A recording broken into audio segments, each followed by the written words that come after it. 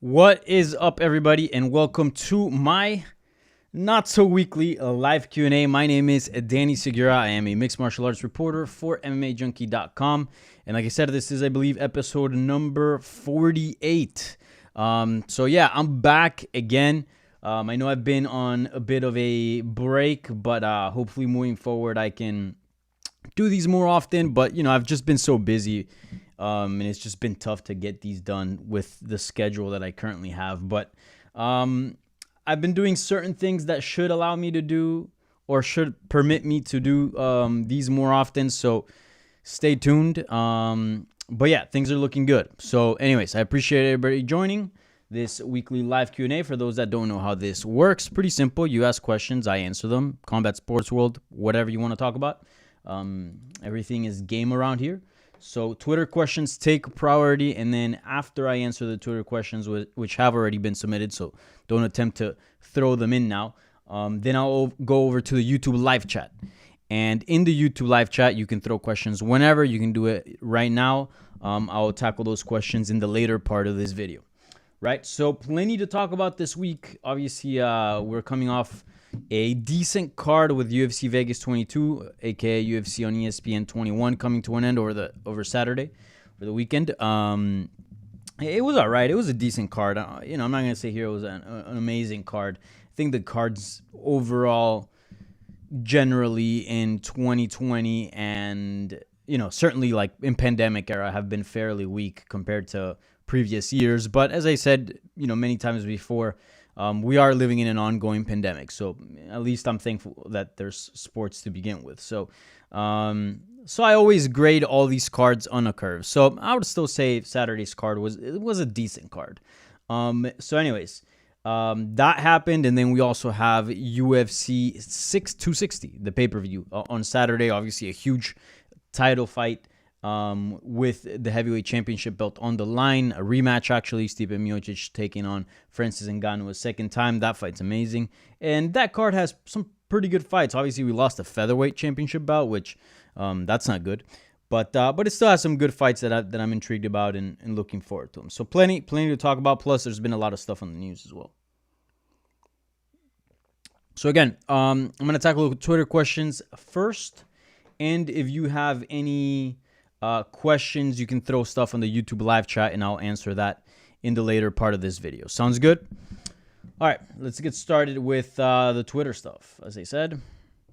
All right, first question is by Mr. Darby Crash, and he wants to know, I found Holland's clown performance to be insulting to the fans in MMA, reminiscent of Silva versus Maia.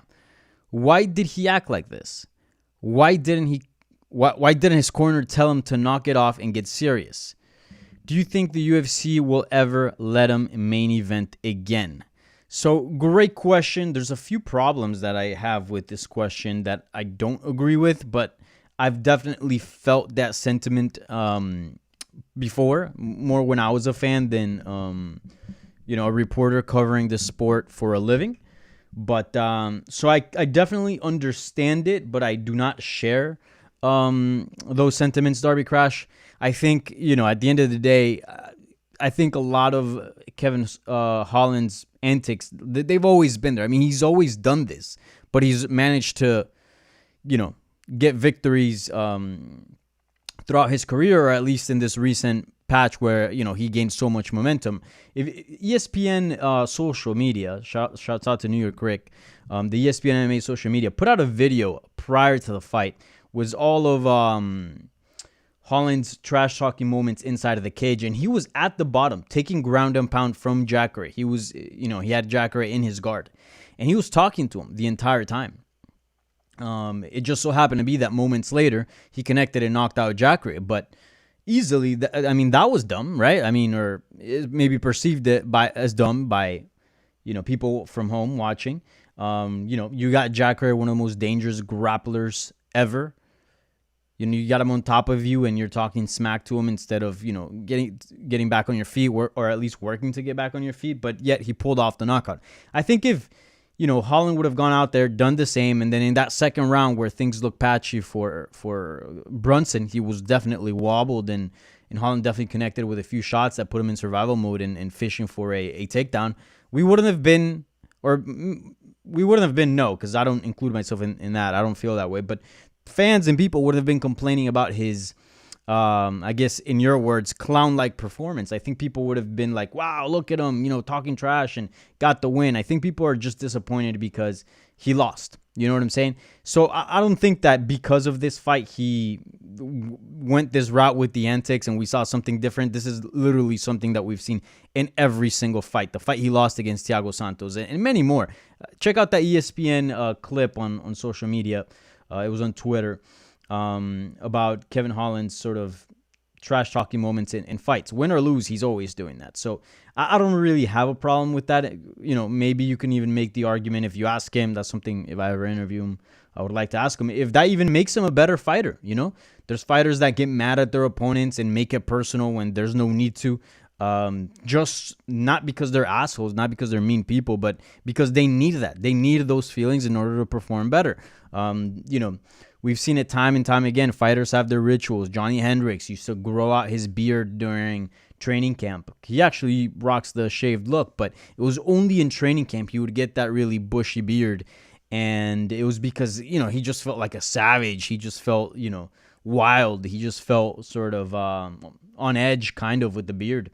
And then after the fight, that's when he would shave it. And fighters do all kinds of things to be able to get in the cage and actually perform. And this might be one of those things, like kind of breaking the ice, making things a little more light and not so serious. You know what I'm saying? So maybe if he wasn't talking trash, he would have fought worse. I think the biggest storyline here that's getting sort of missed by this whole point with Kevin Holland, with Kevin Holland's trash talk, is how good Brunson fought. I mean, Brunson had a fantastic game plan. He knew exactly what to do. He executed his game plan perfectly. This is a guy that was criticized for being what you would say in Colombia, carro loco, just a crazy dude. A guy who had no control, who had no pacing, who had no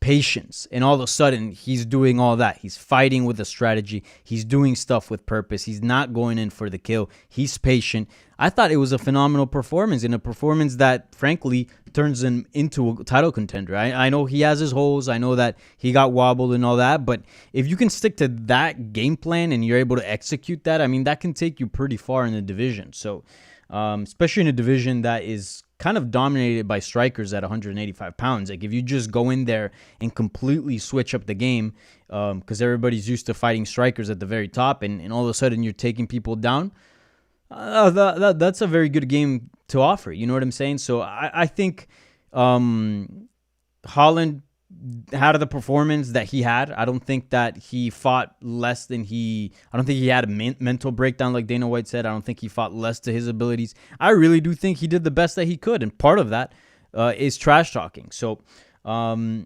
understand it's not orthodox. I understand it's not common. I understand it's not what we're used to seeing. I understand it probably doesn't work for most people. Most people that talk that kind of trash probably hinders them. But I really do think for Holland, I really do think he's one of those rare cases where it actually helps him. So yeah, I don't think it was an act that he specifically put on for this card. I think he just does it all the time, and people are overreacting. Now, as far as the second part of your question, why didn't the corner tell him to knock it off and get serious? I think they kind of did, but at the same time, they kind of understand his game. So they're like, look, you're down. You got to do something. But they probably also know that trash talking is just part of what he does to be at the best, to be the best version he can be inside of that cage. And then the third part of your question, do you think the UFC will ever let him main event again? Now, this is actually an interesting one. I don't think Dana White sees what I'm talking about. Frankly, he doesn't, because he said he thought Holland had a mental breakdown in that fight, but it's like, Dana, just look at all the other fights. He's literally done the exact same thing. It's just he stepped up in competition with Brunson, came up short, and stylistically, it wasn't a good fight for him. But anyways, will he ever main event again? Look, Dana White likes serious fighters. Dana White likes guys that are gonna that have sort of a serious demeanor. You know, there's a reason why he hated what's this guy's name? Mayhem Miller, right? Mayhem Miller is another guy. He's wacky. He does crazy stuff inside of the cage. He's goofy. He does stupid walkouts, right? Stupid. But he needs that because that's part of what he needs to, you know, sort of motivate himself to get in there and fight. You know, he really does need that. Same thing with the Diaz brothers. They get real mean and real sort of bitter with people, even though there's no beef. But that's just what they got to do to psych themselves up. So anyways, it's not Dana White's style. It's not the UFC style. And I do think that's going to hinder him. It helped him to get to this point, but, you know, that's when you're delivering knockouts and picking up impressive wins. But if you're getting your ass whooped and you're, you know, talking trash, you know, it's not a good look in the eyes of Dana White and the UFC. So I do think it's going to hurt him. I don't think we'll see him in a main event anytime soon. I think, you know, if we do is because he's gone on a win streak and, you know, build up his ranking in whatever division he decides to compete, whether it's stay at 185 pounds or drop down to 170 like he mentioned post-fight, you know, about a possibility. So we'll see. We'll see. My hunch is that he is young. I believe he's like my age. He's like 28, something like that. I don't think he's any older than 29. And he's a good fighter and he's evolving. So, you know, I think his career is doing this and we're going to see more of him in the future. So eventually we'll see him in a main event, but it might take him a bit. I think Dana White was pretty telling with those comments that he had in, you know, post-fight. Good question, though. And I saw a lot of people were pissed off at him because, you know, they kind of felt like he's not living up to his potential and that he could do more. And I understand that, but trust me when I say this. I really do think he's better off doing that, and he's a better fighter because of that. Although it might seem the opposite, I really do believe it works for him. Even at the weigh-ins when he like gave a hug to Brunson and he's doing a backflip, like I kind of feel like he has to break those tense moments. I feel like, you know, that stuff gets to him, so he has to make light of the situation. It's definitely unorthodox. It's definitely weird, but I really do think it works for him. All right, next question. By the Executioner 91. Thoughts on Dustin choosing the Conor fight instead of the title? Why not fight Conor after the title and get pay-per-view points, more money? Does he view Conor as an easier fight compared to the title challengers? Nothing else makes sense. Let's see here. This is an interesting one. I think there's many layers to them. I think as an outsider, but also an insider in the industry, you know, I have a lot of knowledge on the sport. You know, usually I feel like I can more or less have pretty good assessment of what's going on in certain situations. But like always, there's always things behind the scenes that you might not be aware of that are important. So who knows what exactly is going on in that situation, right? There's a million things that could be going on. But this is kind of my feel of the situation. Dustin has said it himself. You know, he is in his prime, but he doesn't plan on fighting for 10 more years. I mean, the guy's like, what, 32? 33? How old is Dustin Poirier? At least, 32 years old. Turned 32 in January, so young 32. But still, at 32 years of age, you should be in your prime. You should be at the peak of your experience. You're still not experiencing an athletic downfall. I feel like maybe being in your late 20s is probably the best time, or maybe like, late 20s. Yeah, I think early 30s, you can include them in there as far as sort of the best time athletically for a person. But yeah, he's at the peak right now, and you know, give him a few more years, and I think at some point it's just human to experience a downfall, right? So he knows he doesn't have 10 years left in this sport. He knows Conor McGregor doesn't fight often. I mean, Conor McGregor fights once a year at best. I mean, unless he really does this season that he was talking about in 2020, early 2020, before the pandemic. But you know, he is a guy that is constricted by the amount of money he makes. He can't do a Kevin Holland, get 5 fights in a year. He can't step up on short notice with a few days. Dude, I don't know if you guys can hear that, but my dog's trying to kick down the door. Anyways, Jesus. Okay, that distracted me. What was I saying? Right, so he's constricted. He can't just take a fight on 3 days' notice. The UFC can't just go, here go. Here's $1 million. Fight on 2 days. Like, they have to manage a budget. A Conor McGregor fight requires planning, and he's also in the tail end of his career. Not at the very end. I'm not talking about a JDS or an Overeem, but he's certainly a guy that there's more runway ahead than there is, there's more runway behind than there is ahead. You know what I'm saying? Look at Nate Diaz. He fought Conor McGregor twice. It seemed the trilogy is, inevitable, right? It seems the trilogy is going to happen. I mean, it's a no-brainer. Look at Stipe and Cormier. They fought out their trilogy like this, quick. Why? Because it made sense, right? But in this case with McGregor, look how long that trilogy is taking with Nate Diaz. And McGregor has so many options. Boxing, Masvidal, Diaz, fight for the title, etc. That fight might be gone. If you don't fight McGregor now while it's hot, that fight may never come around. Because McGregor is an inactive fighter and he's got options. And that's the biggest fight, at least look from a money standpoint, that Dustin Poirier can be in, right? So you got to take the fight now because there is no guarantees tomorrow. The guy can go on boxing. The guy can fight Nate Diaz. The guy can go fight Masvidal. Anybody else. I mean, the guy's got options, right? And if he wants to retire, he can do that too. He's got money that will probably go on for generations. So I think that's what's going on here. I think they weighed out their options. The belt's always going to be there as long as you're winning, as long as you're a top 5 guy. And Poirier's a top 5 guy, and he wins often, and he fights often. So that's going to be, always available for him. But the Conor McGregor fight might not. So I think that's why he's taking it now. It just makes sense to not take any risks and go and take that fight now before it's gone forever. You know what I'm saying? So I feel like that's what's going on. And look, like I said, the belt option is always going to be there. Imagine if, Poirier goes out there, wins the title, and then McGregor goes on and loses another fight and he just can't get a title shot because he keeps losing. That's not good. You know what I'm saying? So yeah, a fight for the title is always going to be there for Dustin Poirier. A fight with Conor McGregor is not. That's kind of how I see it. I don't know if that makes sense to you guys, but it makes sense to me. So I don't blame him for choosing the red panty night over a title fight. And who knows? Like I said at the very beginning of this question, we don't really know the things at play here. Maybe he was never offered a title fight. Maybe. I don't know. I have no idea. But my hunch is that he does prefer the Conor McGregor fight over the title fight because it is more money, because there's a chance that fight may never come around again.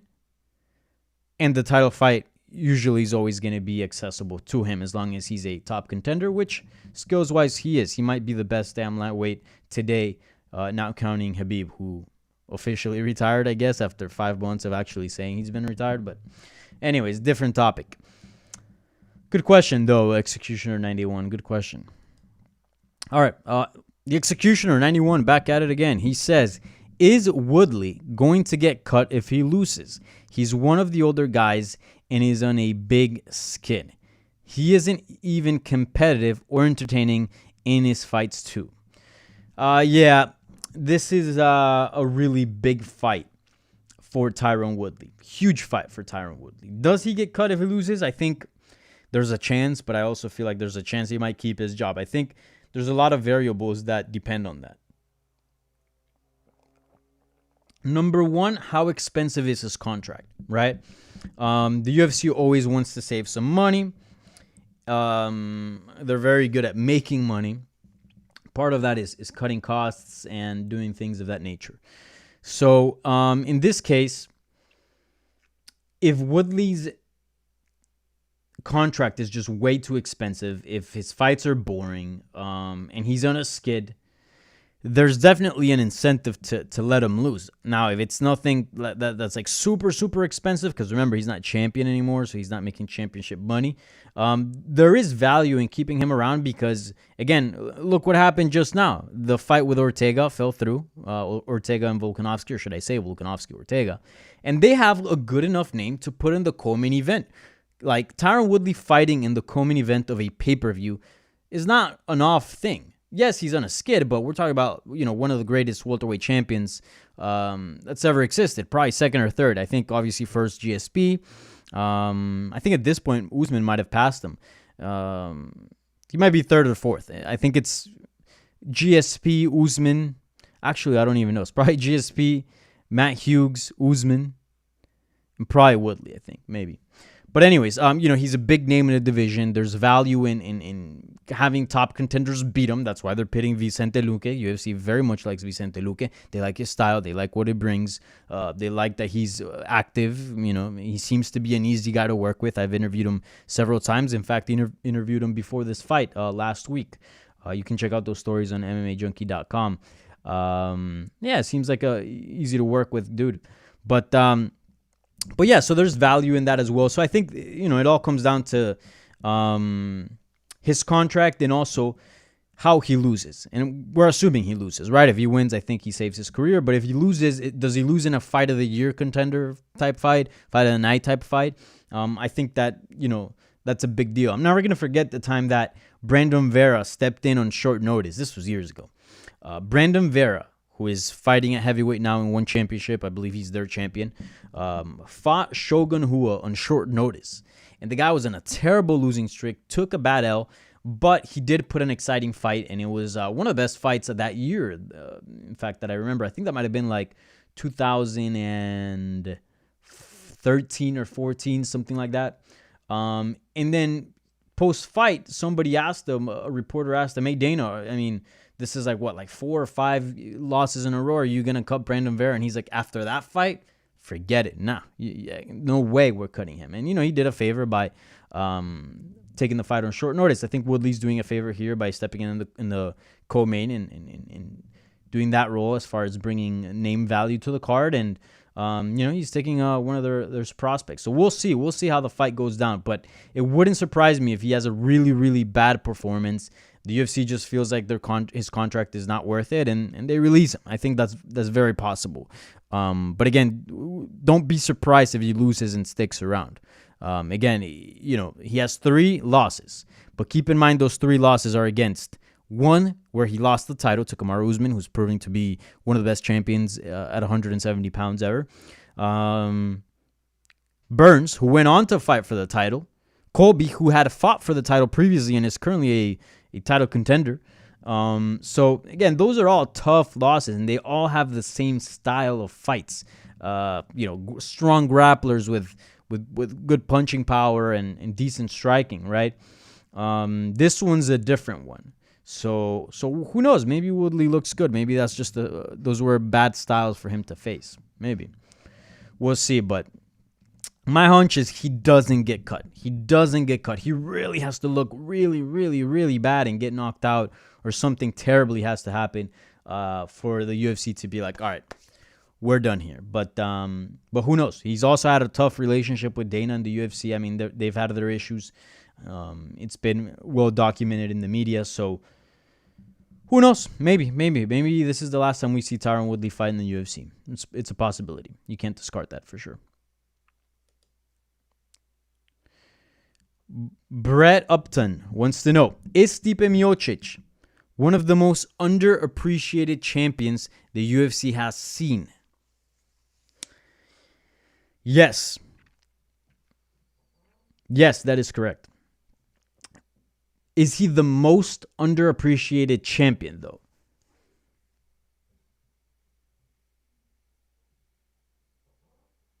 I think so. I'm trying to think of others. Obviously, there's been champions that I feel like are very underappreciated, but they probably won the belt and lost it immediately. Like Nico Montano. I don't know if there's an Enya in there, but Nico Montano, she lost the title. I think she was stripped. She never even got to defend it. Won it through the Ultimate Fighter, whatever season that was supposed to crown a women's flyweight champion. She is an actual former UFC champion. Yes, she carries none of that prestige, and she should, because, just the fact of holding a belt, I think it's important, and I know probably, there's a lot of people that don't like Montaño or whatever. I don't play into that because, again, I'm not a fan of the sport. I cover this professionally. But I respect her, and obviously she got hold of UFC Gold, which is not an easy thing to do. But she's pretty underappreciated, right? Like, people don't even think of her as a former UFC champion. But so in that sense, maybe Stipe is not. But as far as fighters who have actually accomplished things and yet they're not being appreciated, he might be. He might be the most underappreciated champion the UFC has ever seen, because he's got the most title defenses at heavyweight. Granted, the record, I believe, was 3. So, the record is not that impressive. But still, that's because the heavyweight division is very unpredictable. So it's hard to not get knocked out by those big boys if you fight long enough. You know what I'm saying? So, and yet, he's putting on amazing fights. So, yeah, I would dare to say that as far as high-achieving champions, Stipe Miocic is the most underappreciated champion the UFC has ever seen. So, yes.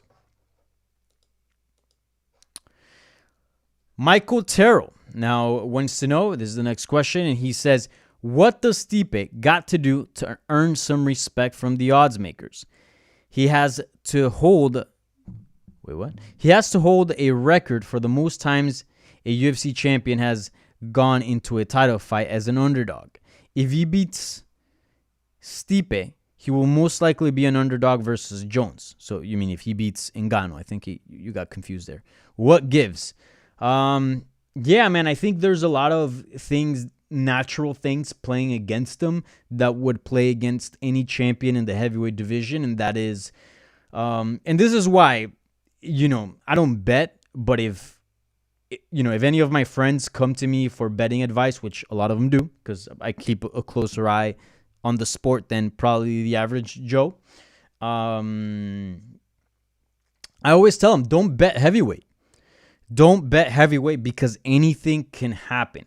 I mean, if you just have a tiny little bit of skill, but, you're 265 pounds, you always have a chance of winning the fight. Now, your odds might not be great, but if you translate those same skill sets into a smaller body, say men's flyweight, 125 pounds, the odds are going to be even crazier because the puncher's chance, there's a puncher's chance. You know what I'm saying? The puncher's chance in the heavyweight division is much more significant at heavyweight, obviously, than it is in any other weight class, just given the nature of the size.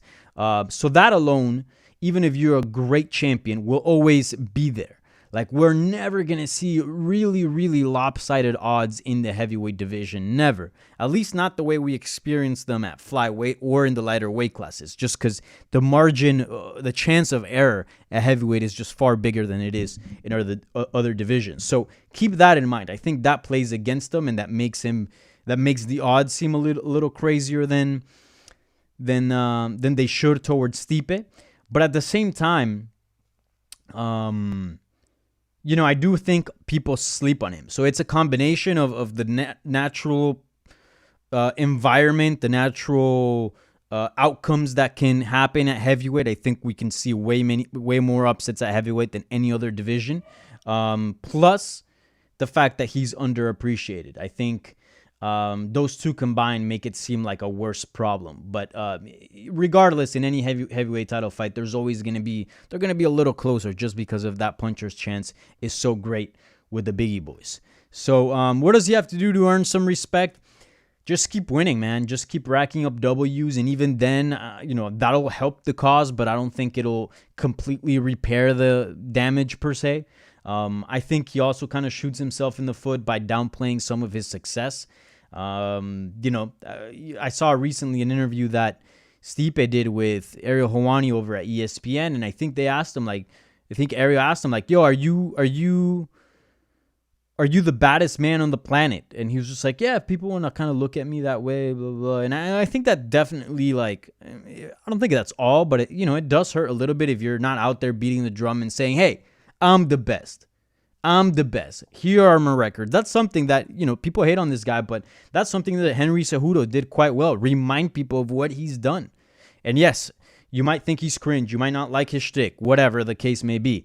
But you certainly have an appreciation for what he's done. I mean, champion in 2 different divisions, Olympic gold medalist in wrestling. Like the guy's good. So yeah, I think Miocic, and again, he's a private individual. He doesn't like to do the social media. He doesn't like to do a lot of interviews and all that. I get it. I don't think you have to do that. That's certainly not an obligation. But know that comes with consequences, and obviously it hurts his standing as far as popularity goes, and perception. Public perception on his achievements. But if you look down his record, the guy is truly a historic talent in the heavyweight division. He's great. He's fantastic. But yes, what will he have to do? Pick up more W's, man. I think if he puts away Ngannou, not decision him, if he puts him away, I think there's gonna be a little more respect on his name. I think for me, the best heavyweight I've ever seen is Cain Velasquez. Now, I think his injuries hurt him. Granted, I wasn't really a fan of MMA when Fedor was in his prime. I didn't have, I was too young.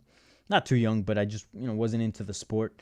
So maybe if I saw him in his prime, that could have changed things. But as far as like all the years that I've been watching fighting, I think the skill set and what Cain Velasquez brought when he was in his prime was just unstoppable.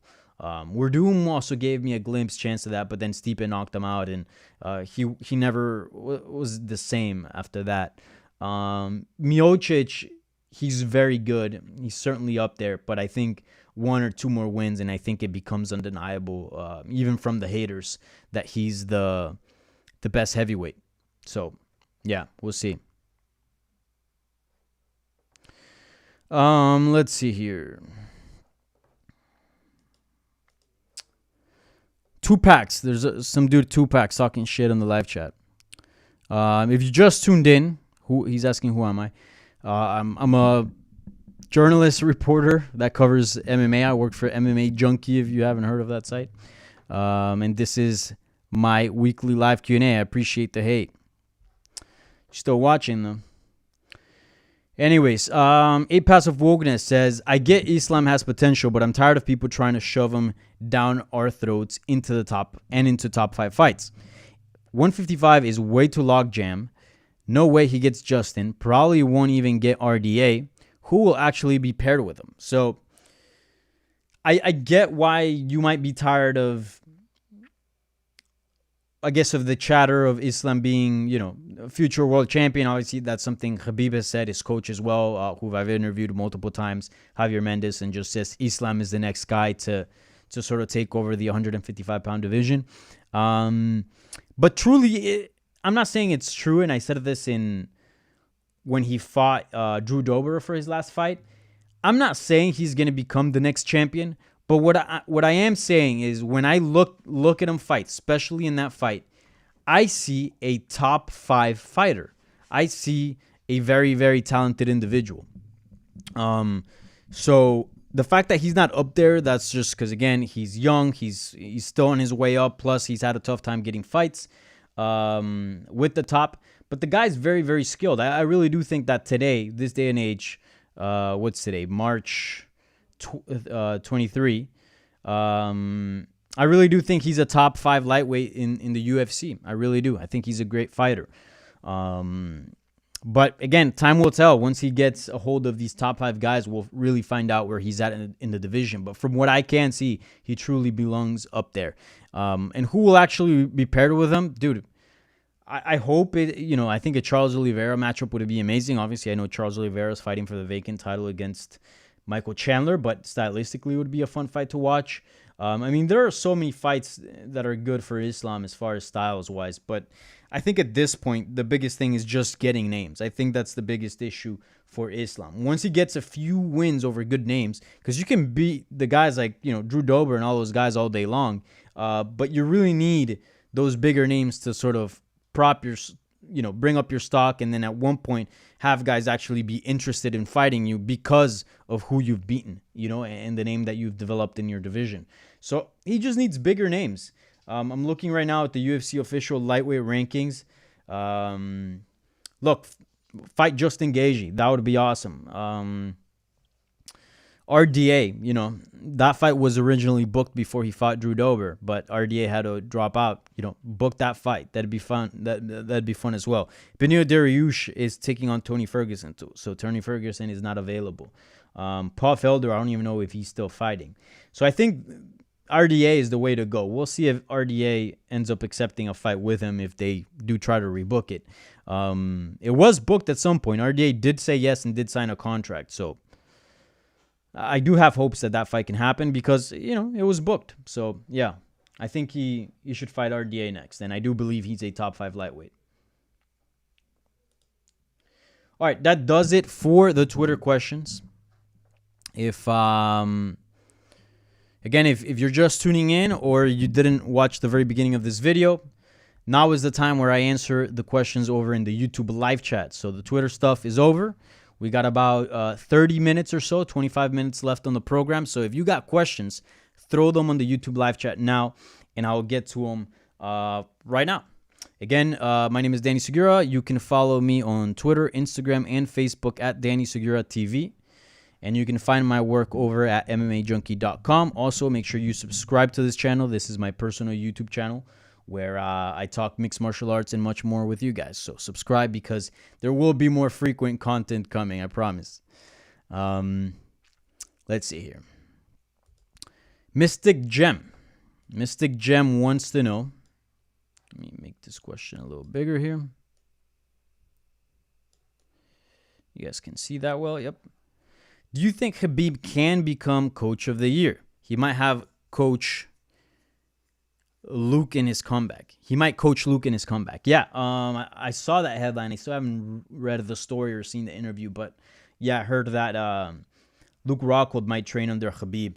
I think certainly, maybe not this year, but at some point, yeah. Habib has the luck that he works with all those Dagestani fighters that are just...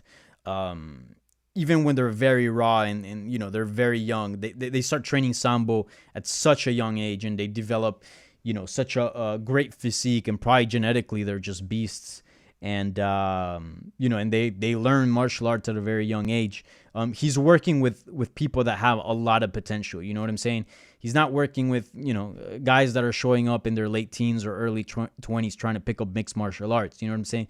He's working with people that are physically tough and are exposed to martial arts at a very early age. So that itself will put him in an advantage than most coaches, at least stateside, will have, right? So certainly that plays in his favor, and also he has a ton of knowledge. I mean, he's the most dominant grappler we've ever seen in the history of mixed martial arts, by far. There's no question about that. He's the most dominant champion that's ever existed in this sport.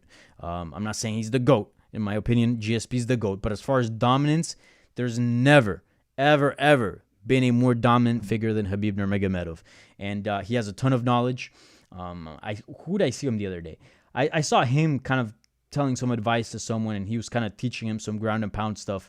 And he just has a ton of knowledge. I really do think he can be coach of the year. Maybe not in 2021, but maybe down the road. And a few things that I want to point out that are interesting. If you've noticed, the game really picks up things that are right cutting edge. You know what I'm saying? Remember when Anderson Silva did the crane kick? Now everybody was doing it. John Jones started the oblique kick. Now others used it as well, but I think John Jones was probably the one that made it the most popular, most effective. And now all of a sudden, everyone's using the oblique kick. Now everyone, when they take people down, they tie up the legs how Habib does it. They tie him up, they put him up against the cage, and with their own legs, they sort of hyperextend the knee just because they put the legs at a weak spot. Habib truly has shaped mixed martial arts. There's a lot of things that Habib has done that we're seeing many fighters pick up on now because it's effective, it's good. So he has a ton of knowledge. I remember interviewing Enrique Barzola. He's Peruvian. Won The Ultimate Fighter Season 2 for Latin America. The Ultimate Fighter Latin America, and he trains over at AKA. He currently competes in the UFC featherweight division. For those that don't know, Enrique Barzola. I actually should hit him up soon. I've been wanting to talk to him. But anyways, Enrique used to train at American Top Team, and he always used to tell me, American Top Team, Coconut Creek, amazing gym, love it. I'm learning so much, learning way more than I was back in Peru. And he was at a very solid gym in Peru, one of the best in South America. But then, given his style that, he has that wrestling-based style, he's like, I got to learn shit from Habib. And he told his coaches at ATT, I love you guys. You guys are great, but I think this camp is better for my style. Do you guys mind if I go check it out? He went, checked it out, loved it, went back and be like, sorry, I'm going to switch camps. They were all very cool. He has nothing but good things to say about American Top Team. But I talked to him about what he's been learning. This was probably a couple years ago. About what he's been learning this was pre-pandemic. About what he was learning at AKA. And he's like, dude, Habib's wrestling is just ridiculous. Like, they have this whole system about tying wrists while you're riding, while you're on top. Leg rides, the standing handcuff. And it's just...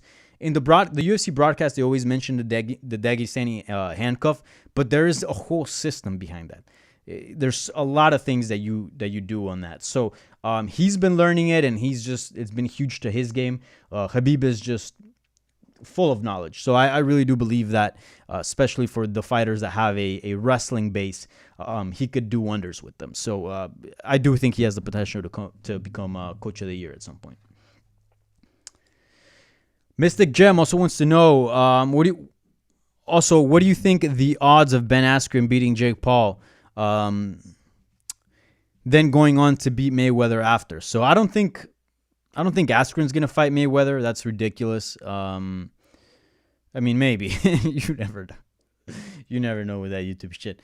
But it's usually like the big name guy fighting the legit boxer who also has a big name. So Jake Paul versus Floyd Mayweather on YouTube standards, it makes sense. But Ben Askren is not a big enough star. Again, in MMA he is, but worldwide, not nearly as big as Jake Paul, Logan Paul, who's like a huge superstar. So I don't think that'll ever happen. And in this case, Jake Paul is speaking a fight with Ben Askren because he wants to get at these MMA guys, and Ben Askren talks shit and, whatever. He's got a bit of a name in mixed martial arts. But I actually favor Jake Paul in this. I really do. Ben Askren, again, he's a fantastic fighter. He's a great athlete, but that's just not his skill set. He's not a good boxer. I mean, watch that Damian Maia fight. He's just coming back from hip surgery. What he's great at, wrestling, he's not going to be able to use it at all in this boxing fight. And Jake Paul actually puts in work. He's in Miami, and I've talked to a few fighters. What was this guy's name? Marcus Perez, who's no longer with the UFC. I talked to him recently after he was released, and he went to spar. They're paying fighters here in South Florida, where I'm at right now, to go spar him. And he went with, what's this guy's name? Flyweight, that everybody says I look like him. Help me out, guys. Flyweight, recently just fought. Brazilian. Jesus, I can't believe I'm forgetting. Let me look at the rankings here. He'll pop up. Pantoja, Alexander Pantoja. So he went to spar Jake Paul with Alexander Pantoja, and they paid him like $300 to Marcus Perez. And he told me he's not a great fighter, but he's decent. He's got some movement. He can use the jab. He can move around. He's a fairly big guy. He's probably like 200 pounds. So Jake Paul's not that bad. Like, compared to like an average Joe, he would fuck up an average Joe. Like, if he were to get into a street fight, 90% of the time he would mess up whoever he fights. Now, if we're comparing him against legit boxers, obviously he's nothing. He's a grain of sand. But again, like I said, he's fighting someone whose striking's not his forte, who's older, who's coming off a hip surgery. I actually have Jake Paul winning in that one, but who knows? Anyways, moving on to the next question.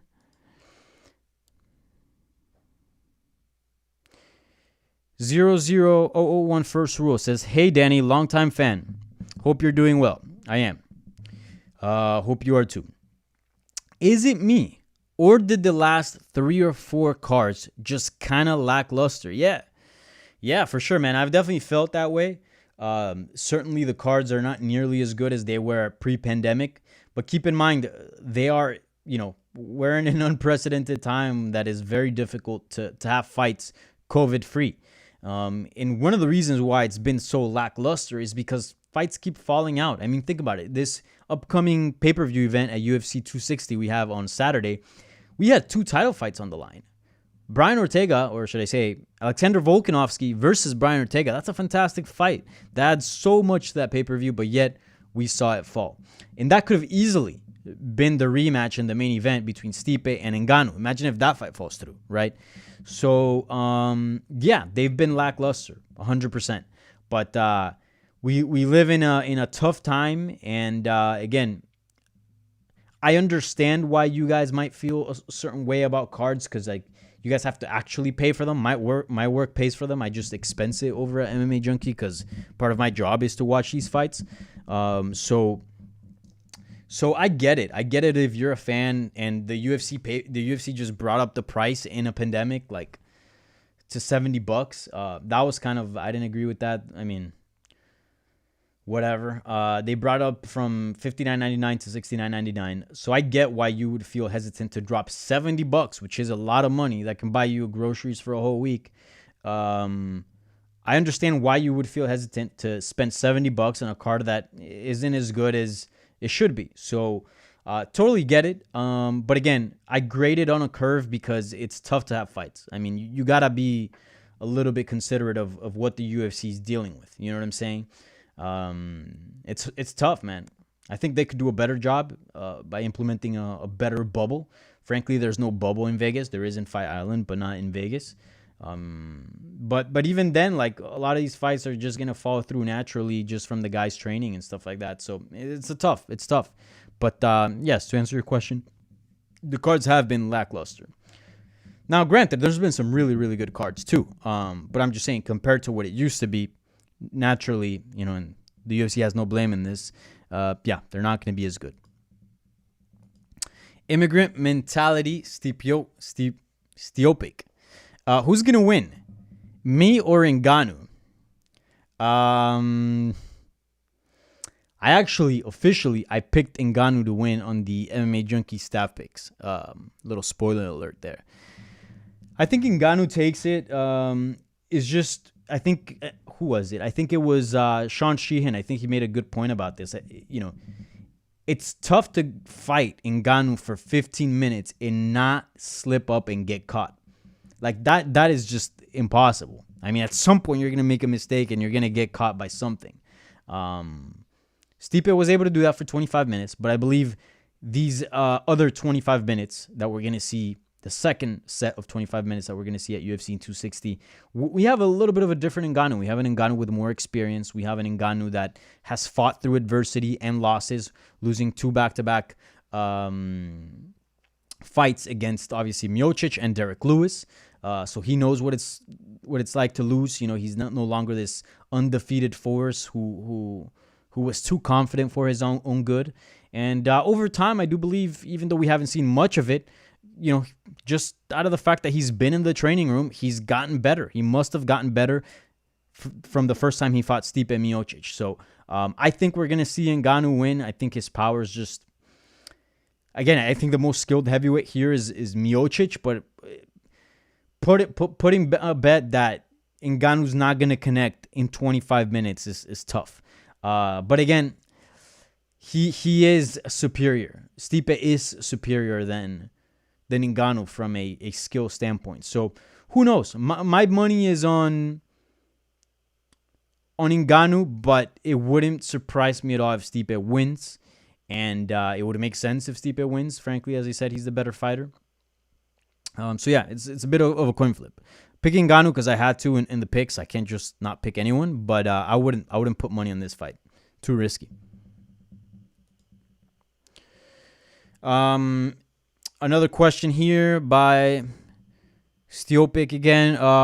You liked Oliveira versus Chandler, or would you rather see Gaethje versus Chandler?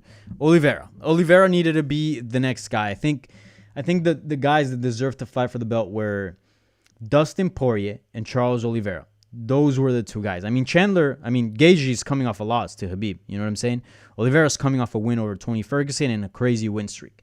The fight to make was Dustin Poirier versus Charles Oliveira. So Dustin Poirier went on to fight McGregor, or so we think. That's what he's going to do.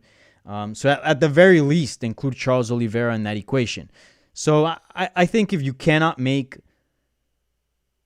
Dustin Poirier versus Charles Oliveira, this Oliveira versus Chandler fight might be the second best option for the vacant title. I think so. I don't think Gaethje should be in any title fight right now. Nothing against the dude. Great guy. Love the way he fights. Clearly a top guy in the division. But you just cannot fight in a title fight coming off a loss. Can't do it. At least in my mind. Let's see here.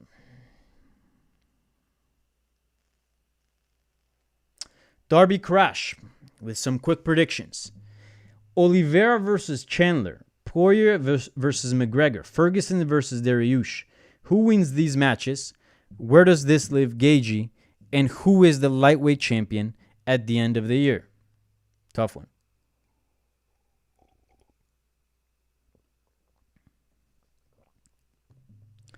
So for Oliveira Chandler, I'm going to go with...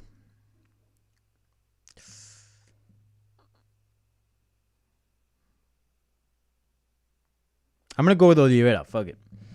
Poirier McGregor, I'm going to go with Poirier. Ferguson Dariush, I'm going to go with Dariush. I have a lot of questions about how much Ferguson has left in the tank. I do not think as much, to be quite honest. He can prove me wrong, but he's like, 37 years of age and has taken hasn't looked good in his last two performances. So I'm going to go with Dariush there. And Gaethje should go fight, let's see, I'm looking at the rankings here. The winner of one of those matchups, really. Or go fight Islam, but I don't think that's going to happen. But yeah, the winner of Dariush Ferguson, maybe. I don't know. Or the loser of one of those. I don't know. Gaethje's in a really weird position, to be quite honest. We'll see. We'll see how it all shakes out. I think it'll make more sense in the coming months. All right, we got 9 minutes left on this program. Corey Sandhagen versus TJ EPO Dillasnake. Says Stipe. I can't pronounce this. Stiopic. Yeah, I love that fight. It's awesome. And it makes all the sense in the world. I really hated the fact that a lot of people wanted TJ to fight in the main, in a title fight. I think that's BS. He's coming off, as you mentioned, EPO. A EPO suspension. That's one of the most serious PEDs you can do in the sport. He was blatantly cheating. That's what he was doing. He was cheating, and he was, cheating the system and the sport. And I don't think you should be rewarded by getting a title fight. Again, I think skill-wise, he's a very good bantamweight. So, number one contender spot. I think that's exactly what he needed, and he's getting it now with Corey Sandhagen, because that is clearly the number one contender in that division. Obviously, not keeping in mind now champion Aljamain Sterling and former champion Peter Yan, who are, I think, supposed to fight in an immediate rematch at some point later this year, hopefully this summer. What's next for Max Holloway? Waiting for Volkanovski versus Ortega or fight with Zabit? I think it would have made sense to wait for Volkanovski Ortega. Obviously, that was supposed to happen this weekend. Now it no longer is going to happen, so that kind of screws over Max Holloway, or at least his timeline. If he decides to wait, I have no problem with that. I really do think he's the best featherweight right now outside of Ortega and Volkanovski, who are supposed to fight for the belt, right? But you know what? It would be super, super badass, and I would absolutely love it and be in favor of it if Holloway's like, F it. I'm the uncrowned champion here. I'm the real guy. I beat Volkanovski in the last fight. Let me rack up another title defense. I already fought, a super bad dude in Calvin Kattar. Now let me take on Zabit. Let's go. 5 rounds. Let's go. That'd be super badass.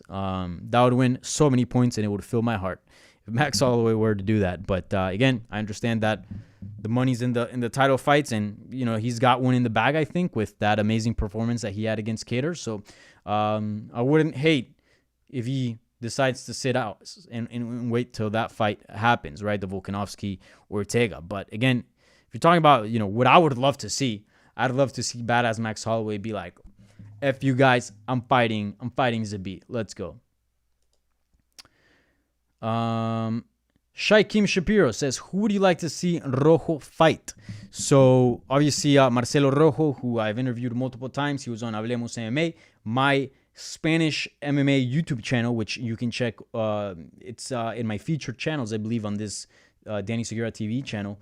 If you speak Spanish or you want to learn or are trying to learn Spanish and want to do that through MMA content, go over to Hablemos MMA YouTube channel. I do a lot of these stuff where I preview events and I also recap events, and I also interview all the top Latin American fighters in the UFC and Bellator, other organizations on the channel. So yeah, the best place you can find content for the Latin American scene. So anyways, go check that out. But anyways, Marcelo Rojo, yes, he recently made his debut on short notice against Charles Jourdain. Lost pretty badly. Well, he won the first round, and second round was even, but he lost it in my opinion. And then third round was pretty lopsided, and he got his ass whooped. And then his face was all messed up, but really he was fighting a dude that's very dangerous on short notice, plus a weight class above. We really saw the weight difference once Jourdain started activating and using his grappling. Rojo's a 35er. He's done most of his fights outside of 145 and at 135. He's done some work at 145 pounds and has been successful. In fact, he competed in the third season of The Ultimate Fighter Latin America at 155. He was the smallest guy in the house. But he's that good that outside of the UFC, not fighting the very best, you can pull that off. You can fight up a weight class and still do quite well. But when you're at the UFC level, weight and all these little factors become much bigger, because again, it's a game of inches at this point. So I really do think he was hindered by the weight. Would Charles Jourdain would have beat him anyways? Probably, but I think not as bad. So yeah, next I'd like to see him fight at 135. I think for everybody that's been following Rojo's career, that's a guy that literally lives or dies by the sword. Always exciting no matter what the result is. And there's so many good names for him at 135 pounds. As I said before, 135 pounds in the UFC, that's the best division right now in MMA. So there are so many good options for him. I'm going to quickly pull up the division. I don't think he should fight somebody ranked. It wouldn't be fair for the guys trying to climb up, because there's so many guys outside of the rankings that are very good on win streaks and trying to make a name for themselves. How do I pull up the... All right. I'm pulling up the division right now. So many. I mean, 135. My God. Such a good weight class. I love it. Let's see some fun matchups for Mr. Rojo. I really like that Juani Barcelos one. He was actually supposed to fight him instead of Charles Jourdain, but Barcelos ended up testing positive for COVID-19. So that fight actually makes sense for him. Wouldn't mind it at all. Let's see here.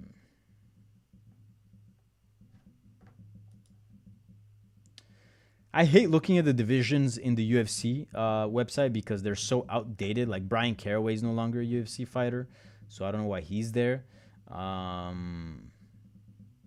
There's so many guys that have retired or just simply no longer in the organization, yet they're still listed here for some reason. Yeah, I don't know. I mean, there's so many good options. I don't think you can go wrong. I just wouldn't want Rojo to face somebody at the very top yet. Look, Manny Gambirian hasn't fought in years. I don't know what the hell he's doing here. So anyways, before I match him up against a retired fighter, I'm gonna move on from this question. But yeah, there's so many good options for him. I think put him in a fun, exciting fight and use Rojo in that way, because that's what he brings. That's what he brings, excitement. There's so many good options for him. I believe I heard Benito Lopez is trying to make a comeback. Maybe that's a nice little fight. Yeah, there's options. There's options. But yeah, Rojo's a fantastic fighter. Whatever, not really picky about his opponent. What I do want to see him is 135 pounds. He's got no business at 145. Not in the UFC.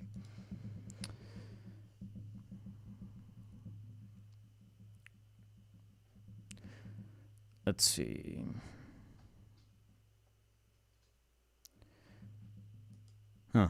Matthew Cerón, any news on Kron Gracie, Duho Choi? Just curious. Both haven't fought in a while. Yeah, I have no idea what's going on with those guys. I had to dude. Yeah, never mind. Yeah, I have no idea, but I'd love to see those guys in action. They're fun 145ers to watch for sure. Ooh, this is a good question. Daniel MMA, mi tocayo, does Chandler winning the 155-pound title help Bellator status overall? 100%. And I think Bellator is proud of that. Before Chandler made his debut, they had rolled out a cute little video highlighting Chandler's best moments in their promotion, Bellator. And they should be proud of Chandler because he's a homegrown fighter, a guy that they've been talking up as one of the best fighters that's at 155 pounds for many years. But obviously, probably he didn't get the credit that he deserved because he was at Bellator. Granted, I do think that the people that are in the know and that follow the sport well, just by looking at the fights, and still there's really good opposition in Bellator. Right, he got picked up really good wins throughout his tenure at Bellator. I think they knew, maybe not the very best, but they certainly knew he was up there among the best. So yeah, I think it definitely helps Bellator status. Is like, look, we can produce top-notch talent. We not only can produce, but we can also continue to produce, and certainly will prop up Bellator stock for sure. I think Bellator is a fantastic promotion, and some of the best fighters in the world are in that organization. I think the UFC is far deeper promotion. They just have more resources, or so it feels. But yeah, there's fantastic talent at Bellator for sure. I would say it would help. Why not?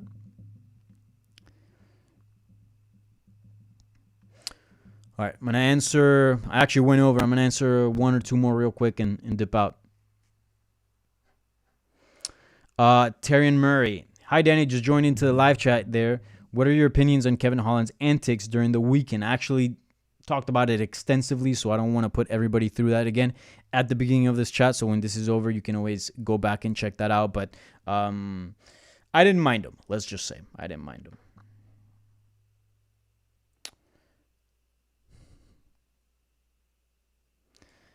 Okay, this is interesting. On Diego Sanchez OnlyFans, he says he signed to fight Maya. Have you heard anything about this? No, this is the first time I didn't even know Diego Sanchez had an OnlyFans page. Wonder what kind of content he posts. Yeah, I mean that fight. I've been wanting that fight for a while. I think it makes sense for both. Maybe it made more sense a few years back. I really do think Diego Sanchez has regressed skill-wise. I don't think he's as good of a grappler as he used to be, which is very unfortunate. But I do think that's the fight to make. Damian Maia, if he beats him, he's certainly not going to put damage on him. And at this point, I don't want to see Diego Sanchez take any more damage. So that's probably one of the easiest fights you can take as far as damage-wise, right? Easy as in, in quotes, because Damian Maia is a bad dude in the grappling department. He'll tie you up for sure. But no, I did not know. I'll look into it now that you told me. ¿Qué onda, guapo? What's up, bro? Let's see here. All right, this is the last one I dip out.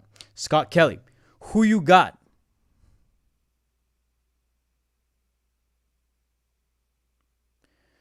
I don't understand this. Who you got? Dan out of Till versus Vettori. I'm guessing you're asking who you got between Till versus Vettori. Dude, that's a tough one. Till's good. I do feel like he's a little bit overrated. That's not to say he's not a fantastic fighter, because I really do think he is. I just think like people have been trying to put him in a title fight for so long, like against Israel Adesanya. It's like, dude, you need to win to do that. And he hasn't been able to do that. He lost to Robert Whittaker. Again, Robert Whittaker is a fantastic talent, and that fight was still very close. Till's not overrated, but I just think that in some people's eyes, he's a little more than he should be. He's still a great fighter. Don't get me wrong. But a lot of people sleep on Vettori. Vettori is a monster. I mean, I was super impressed in his last bout. He's very, very good. And I just think he hasn't had the opportunity to prove he's very, very good among the very best. I mean, he did it a few fights ago, but I think that's changed. I think on the striking department, Till should have a significant advantage skill-wise. maybe even power-wise, but I wonder, because Vettori's not one of Vettori's biggest attributes, and this is not to say that he doesn't have actual skills, but it's that he doesn't give a fuck. He doesn't care. Vettori doesn't care. Like, he'll literally march forward. That's a guy that's not gun shy. You will never expect or never see, I doubt. You never say never, right? But I have a hard time seeing Vettori have a performance where he's gun shy. Have a performance where, he, like a Tyron Woodley-esque performance, or a Francis Ngannou when he fought Derek Lewis, where they just failed to execute. That's a guy that, win or lose, whether it's good technique or bad technique, he's going to do it. He's going to move forward, and he's going to fight you. That's what he's going to do. He's going to fight you no matter what. Whether it's a bad day for him at the office or a good day for him at the office, he's going to fight you, and he's going to make sure you know it. So with him pressuring Till, and he's strong, dude. He's a big boy, Vettori, and he's got wrestling, and he's got dirty boxing, and he can make an ugly fight out of a pretty fighter. You know what I'm saying? Out of a skilled fighter. I think that can be issues. I think if you start tying Till up, putting him up against the cage, engaging in the clinch, getting out of the clinch, all that back and forth, all those transitions, high pace, I think that can wear on Till, and Vettori can probably pull off a decision. But again, Till's great at distance. Till's long, and Till's very skilled in the striking department. Like, he knows how to keep someone at bay. So it's a very good matchup. I like this more than the original fight, which was Jack Hermanson versus Darren Till a few months ago. So who knows? I think I would need to think about this matchup a little more before I give you like a really good prediction, an educated prediction, probably as the fight gets a little closer. But as of now, and I know I just went on a huge rant about how good Vettori is, but I might lean slightly towards Till. But I don't know. Ask me next week when I do another one of these or closer to the fight. All right, well, that's it. I've gone over the hour mark. It feels good to be back. I know I haven't done one of these in quite a bit. I've been a little bit missing from this channel, but that's because I've been doing so much work over at the Hablemos MMA YouTube channel, and that's a project that I'm very passionate about, and, doing content in my native tongue, which is Spanish, obviously.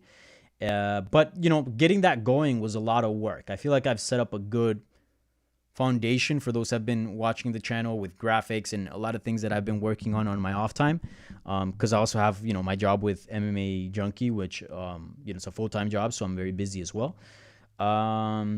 So yeah, I feel like I finally got the ball rolling on that end, and everything is where it needs to be.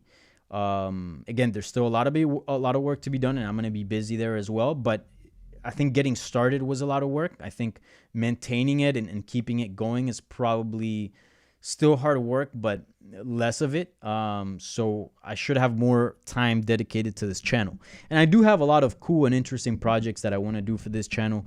I know that you guys like a lot of the content that I do and some of the opinions that I have about the sport and stuff like that, and I appreciate it.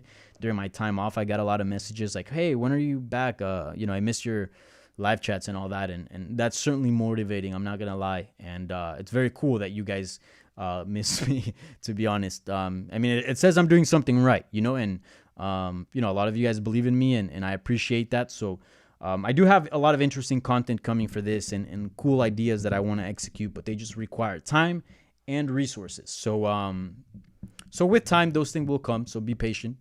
But certainly, as far as being busy here, I think you guys can expect to see more of me in the future. So again, I apologize for being a little bit absent in the last few weeks, but I was working on some other stuff. But yeah, that's it. So again, subscribe to this channel if you haven't already. Follow me everywhere on Instagram, Twitter, Facebook at Danny Segura TV. Don't be like that one dude and give me a thumbs up on this channel, please, on this video. It'll help me a lot on the ratings and all that. And also, super important, share this. Share it on Twitter. I'll retweet you. Share it to your friends, whoever you know that likes this type of content and is a fan of mixed martial arts, because it helps me grow and do cooler stuff in this channel, right? Together, we'll grow. So again, I appreciate all the help, all the nice messages during the time that I was off. Please enjoy the fights this weekend, and I swear, I promise, I will talk to you next week. All right. So with that being said, hasta luego. Peace.